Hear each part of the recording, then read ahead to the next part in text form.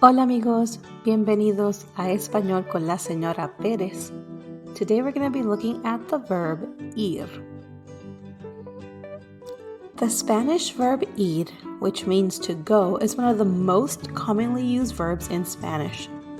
It can be used for everything from announcing where you're going to what you're going to do.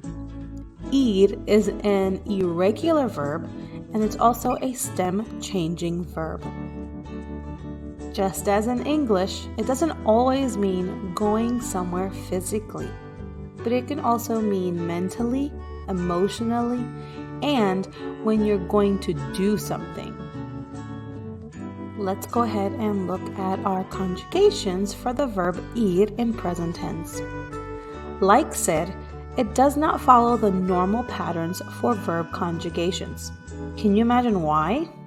For example, try to conjugate ir by taking the infinitive ir ending away, and you'll find out that there's nothing left. Therefore, you will have to memorize the following patterns for ir, just like you did for ser and just like you did for estar. Here they are.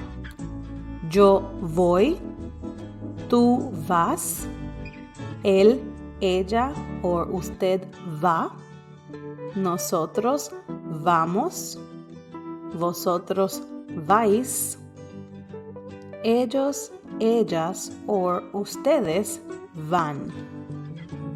Now let's look at it in action. If you wanted to say, I am going to New York in English, you know that you'll have to add the word to right after the verb to go, right? I am going to New York. Similarly, in Spanish, the verb ir is almost always followed by a. A is not just a letter, but also a word, meaning to. For example, if we wanted to say, I am going to New York in Spanish, we would say, Yo voy a Nueva York, or voy a Nueva York. You also don't have to add the subject pronoun because the voy only pertains to the yo form, kind of like ser and estar. There are some things to remember when using the verb ir. Here's one of them, contractions. Don't worry, I have a video for contractions that I will link here that you can go and watch. Anyway, if the noun that follows the a is masculine and singular, as in el supermercado, you must combine the two sounds of a and el into a single sound, al. So you can see in the example, a plus el would equal al. That's a contraction. Make sure to watch the video. Now let's look at it in action. If we wanted to say, I am going to the supermarket, which one would you say?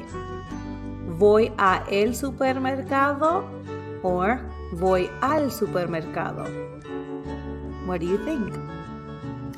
Voy al supermercado.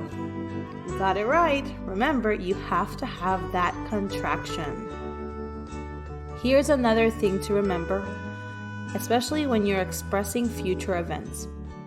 In order to express what is going to happen, you're going to add the appropriate conjugated form of the verb ir plus a, right? Our little formula, ir plus a, before the infinitive form of a verb.